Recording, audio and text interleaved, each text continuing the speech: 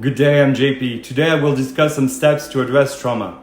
Yes, you can overcome trauma. Trauma refers to any event involving three conditions: helplessness, isolation, and loneliness, and the feeling of insecurity in the face of a person or a situation. During my intakes with new patients, I ask about trauma and realize that many of them don't know what trauma is. So let me list some common forms of trauma.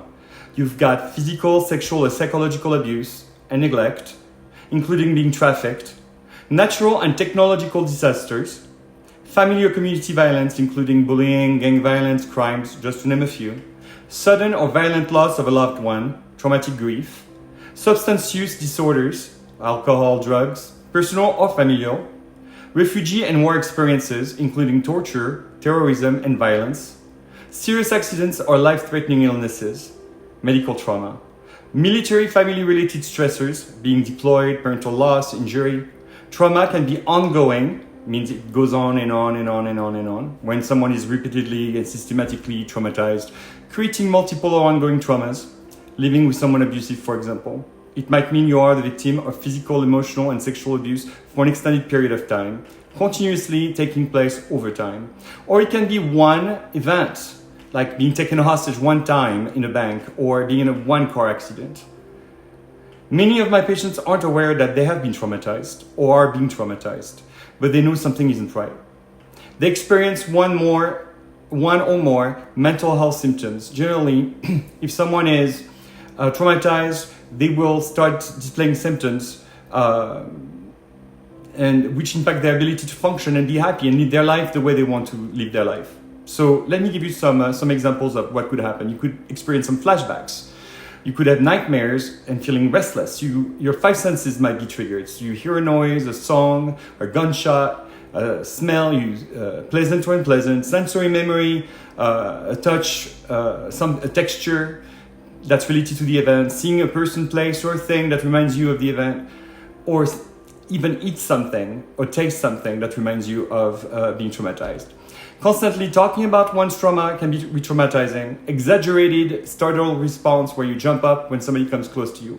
Lack of memories or memory suppression. Isolation and avoiding human interaction. Sleeping little or sleeping too much. Undereating or overeating. Poor hygiene or being overly clean. Taking multiple showers per day. Scrubbing your hands.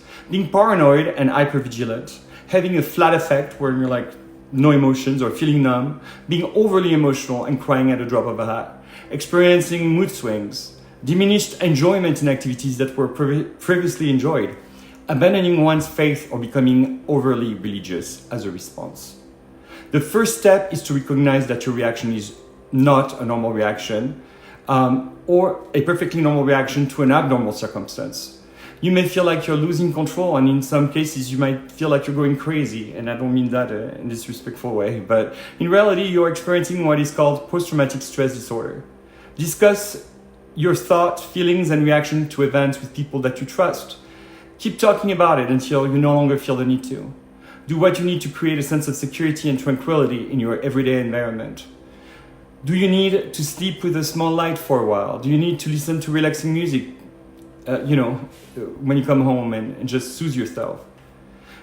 My advice is to return to your normal activities and routine as quickly as you can. Traumatic events can throw your life into chaos. The sooner you return to your way of life, the sooner you can return to the way you used to feel. Remember that you are in the process of recovery. Giving yourself rest with meals, exercise, and creating space around yourself is necessary. Please take steps to regain your strength. Support positive action in your life. Do something concrete for yourself. Become aware of your own emotional triggers and learn to deal with them creatively. Maybe you experience flashback when you pass by a certain place, hear a noise, smell a particular scent. It is essential to recognize that this is an emotional trigger. You can also perform what is called a positive self-talk exercise or affirmation. For example, every time you get to a place where you feel really scared, you can say, I am feeling scared, but I am safe now. Try to find a deeper meaning to what happened to you. Yes, you have been a victim, but you can also become a survivor. Survivors find that trauma brings a positive change in their life. And for example, you may have developed a more robust and profound sense of caring and empathy and brotherhood for other people.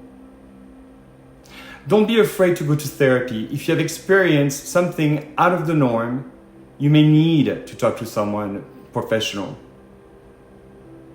You can also, in my opinion, search someone who has experience with EMDR, eye movement, desensitization reprocessing practitioner, and you could deal with your trauma that way. If you can stop thinking about what happened and you still feel anxious and you're still on guard, considering the idea of getting help with the psychotherapy, be patient with yourself.